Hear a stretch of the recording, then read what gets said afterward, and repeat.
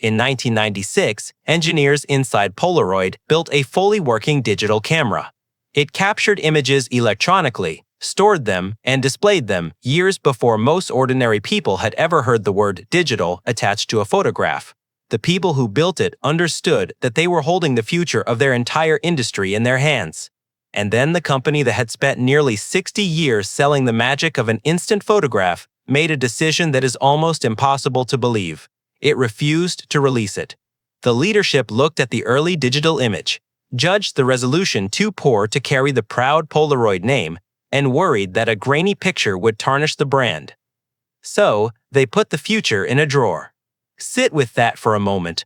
Polaroid had, inside its own laboratories, the very technology that was about to wipe it off the face of the earth. And rather than rush it to market, rather than cannibalize itself before someone else did, it chose to bury its own invention in order to protect the business that invention threatened. This was not ignorance. It was not a company blindsided by a technology it never saw coming. It was a company that saw exactly what was coming because it had helped build it and decided to look away. That decision, repeated quietly year after year, was the moment Polaroid sealed its own fate. The instant photo empire would file for bankruptcy just 5 years later, killed by the very machine its own engineers had already perfected and the company had refused to sell. You would not have believed this company could ever be in danger if you had seen it in its prime. Polaroid in the 1970s was one of the most admired technology companies on earth, the Apple of its age, a name spoken with the kind of reverence that would later be reserved for Silicon Valley's giants. It employed over 21,000 people at its peak and would eventually reach $3 billion in annual revenue. Its founder was a genuine scientific celebrity, a man who held hundreds of patents and whom Steve Jobs would later call a national treasure and openly idolize as a hero, modeling his own theatrical product launches on the founders. When Polaroid unveiled a new camera, it was front-page news and a cover of Life magazine.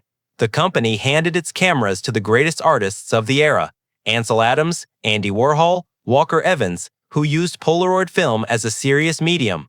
Ordinary people carried its cameras as a kind of everyday magic. Because that is exactly what an instant photograph felt like in a world where every other picture meant dropping off a roll of film at a store and waiting a week or longer to see whether the shot had even come out. With a Polaroid, you pressed a button, a square slid out of the front with a mechanical whir, and a finished image swam up out of the gray and appeared in your hand while you watched, in under a minute. It was the single closest thing consumer technology had to a magic trick, and Polaroid owned it completely, with no real competitor anywhere in the world. To understand how a company that dominant could be destroyed by a future it invented itself, you have to understand the genius at the center of it and the trap hidden inside his greatest idea. To find out, we have to go back to the beginning, Cambridge, Massachusetts. 1937. Edwin Land was a Harvard dropout obsessed with light. Specifically, he was obsessed with polarization, the science of controlling and filtering light waves, a subject he had begun studying as a teenager and never let go of. He had figured out how to make a cheap, mass-producible plastic filter that could block glare, and in 1937 he founded the Polaroid Corporation, backed by a group of Wall Street investors, to sell it. His first dream had nothing to do with photography at all. He wanted to eliminate the blinding glare of oncoming headlights from every windshield in America, imagining a world where polarizing filters on every car's lights and windows would make night driving safe. That particular dream never came true. The car companies never adopted it. But the polarizing technology found a real market elsewhere, in sunglasses, in camera filters, in scientific instruments, and then, when the Second World War arrived, in goggles, gun sights, and optical equipment for the United States military. Land's small company grew into a serious technology firm on the strength of a single brilliant insight about controlling light. But the idea that would truly define him and ultimately doom the company he built had not arrived yet. It would come from an unexpected source. It arrived from his daughter. On a family vacation in 1943, Land took a photograph of his 3-year-old, and she asked him, with a child's simple impatience, why she could not see the picture right away. It was an innocent question, the kind a child asks without any idea that it contains a revolution. But it lodged in Land's mind and would not leave. He later said he was so seized by the problem that, walking through the bright air of Santa Fe, he worked out the entire concept of instant photography in his head within about an hour. The technical challenge he had just set himself was staggering, almost absurd. He proposed to take the entire chemical process of a photographic darkroom, the developing, the fixing, the washing, the printing, all of the steps that normally happened over hours in a light-sealed room, and shrink the whole thing down so that it happened automatically inside a sealed sheet of film in ordinary daylight in the palm of your hand in under a minute. It took him years and a small army of chemists to make it real.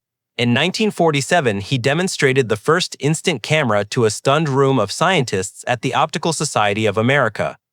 In 1948, the first Polaroid camera, the Model 95, went on sale, and it sold out almost as fast as the stores could stock it. People had never seen anything like it. The idea that you could take a photograph and hold the finished print 60 seconds later, without a darkroom, without a lab, without waiting days, struck the public as something close to sorcery. Demand was instant and overwhelming, and Land suddenly found himself running not a niche optics firm but a mass-market consumer phenomenon, the maker of one of the most desirable and talked-about products in all of America. That was the founding insight, and it created an entirely new kind of business that did not exist anywhere else on Earth. For the next several decades, Polaroid owned instant photography completely and exclusively. No one else could legally make it, because Land had wrapped the chemistry behind a towering wall of patents, more than 500 of them registered in his lifetime. The company kept refining the miracle with relentless ambition. The early cameras still required you to peel apart the film and time the development by hand, but Land was never satisfied with anything short of perfection. He dreamed of a camera that did absolutely everything by itself, a single button between a person and a finished photograph. In 1972, Polaroid delivered exactly that, the SX70, a sleek folding single-lens reflex camera that ejected a single square print which then developed before your eyes in the open air with no peeling, no mess, no timing, and no waiting in the dark. Inside, it was a miracle of engineering, packed with hundreds of transistors, moving mirrors, light sensors, and gears, all folded into something you could slip into a coat pocket. Land introduced it with a characteristic and slightly arrogant boast. Photography, he declared to his shareholders, would never be the same after that day. He appeared on the cover of Life magazine holding it up to his eye. Critics hailed it as one of the most sophisticated consumer products ever made, a perfect fusion of optics, chemistry, and electronics. Polaroid commissioned the legendary designers Charles and Ray Eames to make a film celebrating it, and hired the industrial designer behind the classic American telephone to shape its form. The SX70 was not just a gadget, it was a cultural object, a statement that Polaroid stood at the absolute frontier of what technology and design could do together. Polaroid was at the absolute summit of its powers.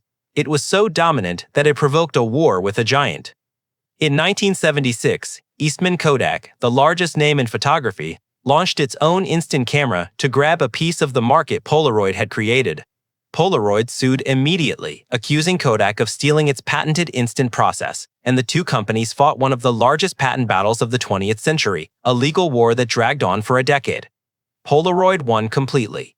The court ordered Kodak out of the instant business entirely and eventually forced it to pay damages of around $909 million. It was a monumental victory, proof that Polaroid's monopoly on the magic was ironclad and legally unbreakable. But that very victory masked a deeper danger. It taught Polaroid that its fortress of patents made it untouchable, and it deepened the company's faith in the one thing it should have been preparing to abandon. This is the part that most people miss. The genius of Polaroid was never really the camera, it was the film. Every single photograph required a fresh sheet of Polaroid's patented, chemically intricate instant film, a layered sandwich of developing chemicals that the company's insiders simply called the goo. Some color versions packed as many as 17 separate chemical layers into a sheet, thinner than a coaster. And that film was where all the money lived. The camera was sold close to cost, sometimes at a loss, purely to get the device into your hands. The film was sold over and over and over again for as long as you owned the camera. A pack of SX70 film retailed for around $6.90, but cost Polaroid only about $1.50 to manufacture. That is a staggering margin, and multiplied across millions of customers snapping hundreds of millions of pictures, it produced a torrent of cash so reliable that Polaroid's bonus days were a local event, with car dealerships near the factories timing their promotions to the days Polaroid paid its workers. This was the razor and blades model in its purest and most profitable form. Give away the razor, sell the blades forever. And for Polaroid, the blades were instant film, a product that only Polaroid could legally make, that customers had to keep buying from Polaroid and that no competitor could touch. Understand what that business did to the company's mind, because this is the whole tragedy in miniature. Polaroid did not see itself as a camera company, or even really as a photography company. Deep down, it saw itself as a chemistry company, a maker of a magical, high-margin, patent-protected film that printed money on demand. Every instinct, every incentive, every executive's bonus, every factory and supply chain pointed in one direction: sell more film. The entire organism had evolved to protect and feed that single extraordinary revenue stream, and that, precisely that, was the trap, sprung in advance and waiting. Because a photograph that needed no film at all, a photograph made of nothing but light captured on a silicon chip and stored as electronic data, was not an exciting new product line to Polaroid. It was a mortal threat to the only thing that made the company rich.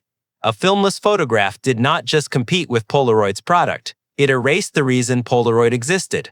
The better Polaroid understood its own business, the more clearly it could see that digital imaging was not an opportunity, but an extinction event aimed directly at its heart.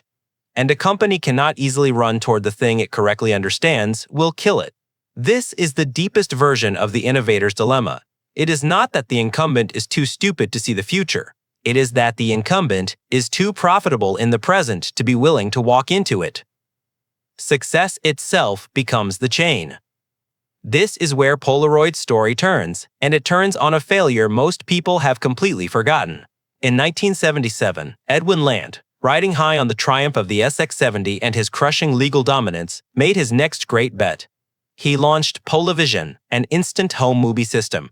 His ambitious attempt to do for motion pictures exactly what he had done for the still photograph. A user could shoot a short movie, drop the cassette into a special player, and watch it develop and play back almost immediately. It was the culmination of years of expensive work and Land's personal, almost religious obsession with the idea of the instant moving image. It was a disaster. Polavision required its own special projector, which made it costly. Its film was so insensitive to light that it needed bright conditions and still produced dull, dim images.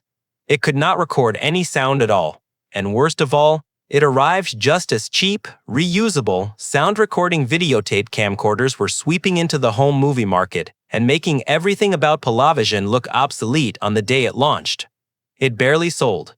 The company was eventually forced to write off around $89 million, a staggering loss that swallowed most of the manufactured product, and the public humiliation of it became the lever that pushed Edwin Land, the founder, the genius, the very soul of the company, out of his own creation. He resigned as chairman, and by 1982, he had left Polaroid entirely. The man who had built the company on the courage to chase an impossible idea was gone. But it gets worse, because the real damage of Polavision was not the $89 million. It was what the failure did to the company's nerve. The Polavision debacle traumatized Polaroid's surviving leadership in a way that numbers alone cannot capture.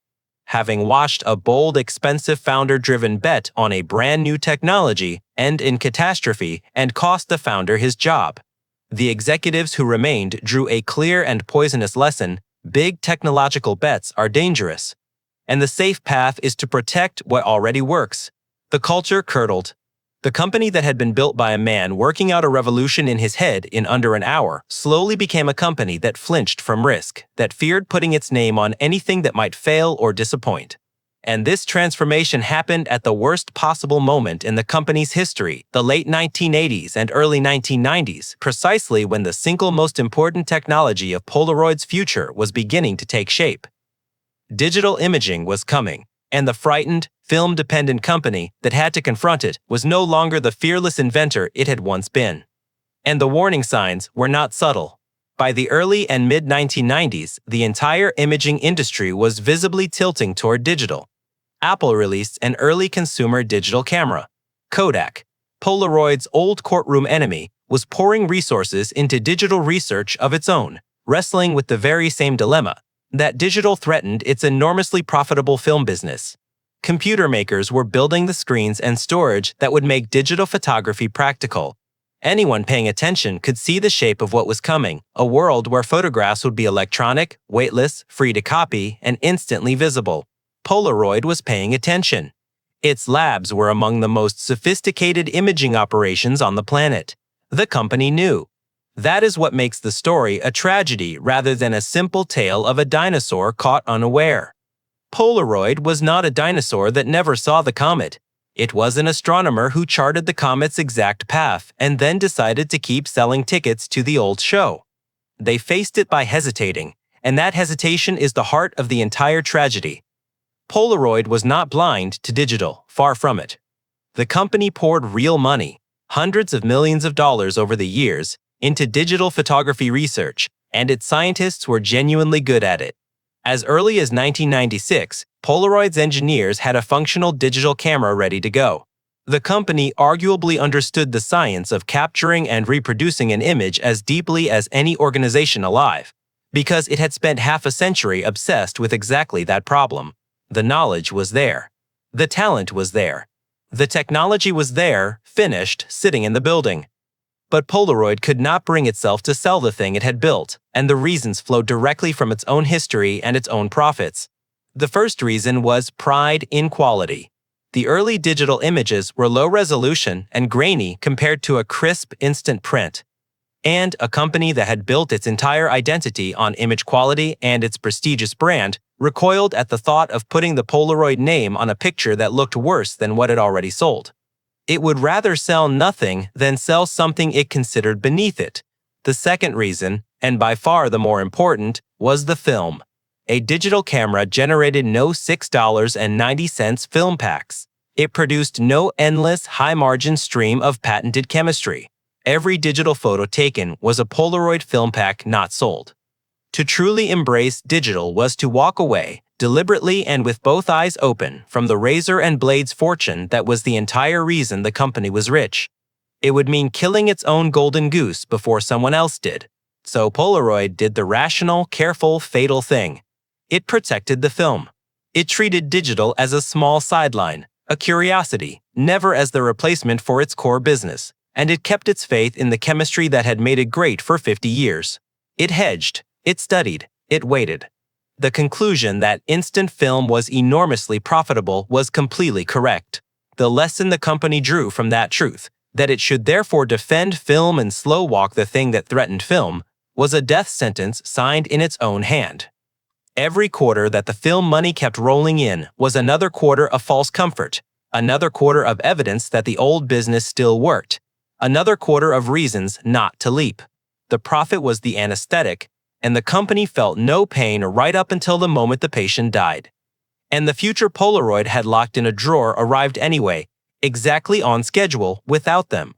Through the late 1990s, digital cameras improved with terrifying speed, driven by the relentless march of the silicon chip.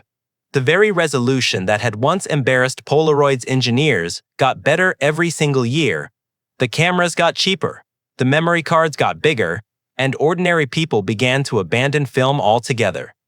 The math was brutal and simple.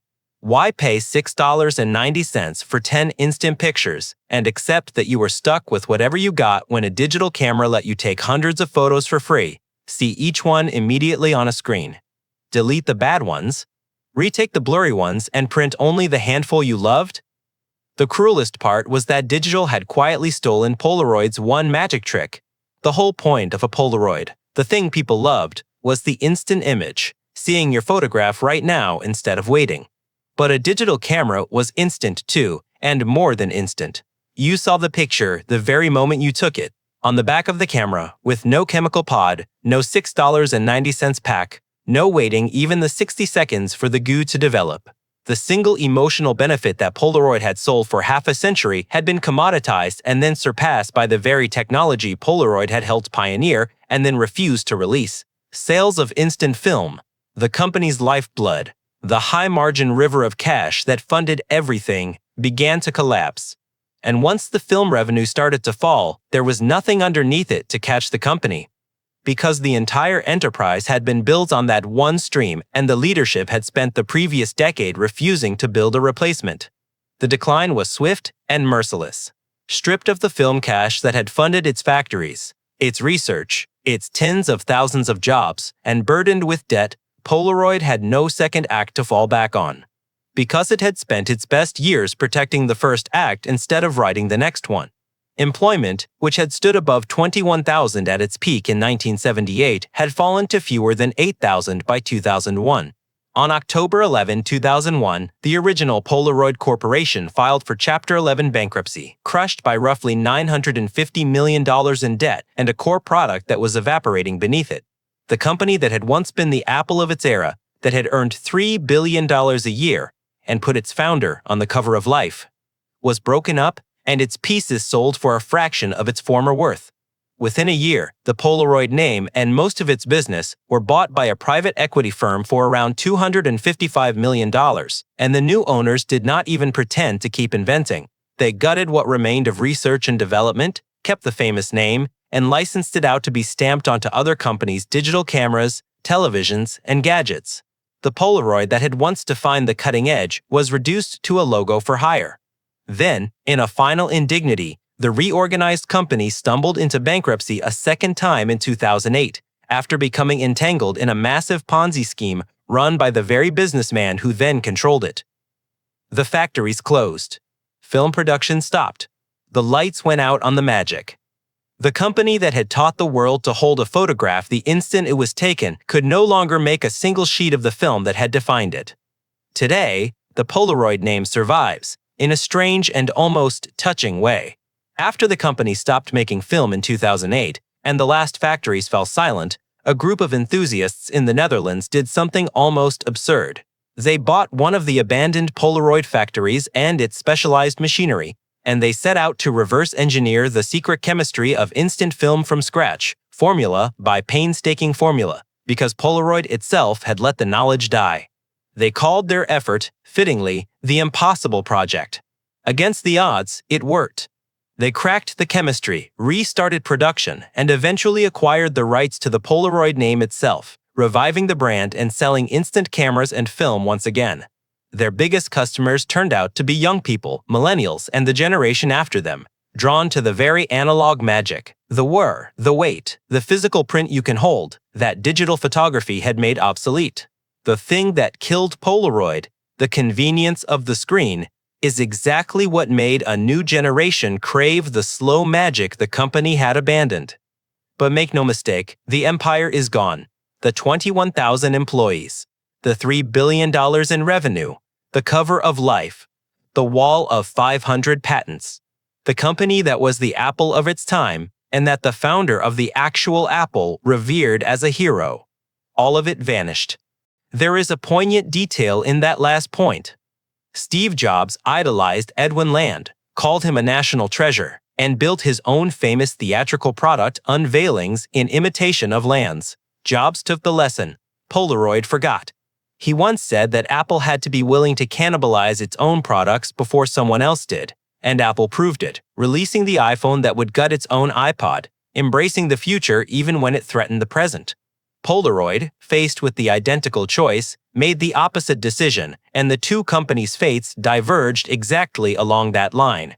What remains of Polaroid is a beloved and once mighty brand kept alive, against all odds, by sheer nostalgia for the very thing that killed it. Polaroid did not die because it failed to understand the future. Edwin Land was one of the greatest inventors of the entire 20th century, and his company built a working digital camera years before the world was ready for one.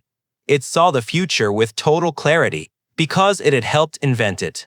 Polaroid died because the single most profitable thing it owned, the patented instant film that printed money, was the exact thing the future was designed to eliminate. And the company simply could not bring itself to destroy its own golden goose, even to save its own life. It saw the asteroid coming clearly because it had helped build the asteroid, and it chose to keep selling film right up until the moment of impact. When the thing that makes you rich is the very thing the future erases, every quarter you spend defending it is a quarter you spend digging your own grave, one beautiful, profitable, perfectly developed photograph at a time.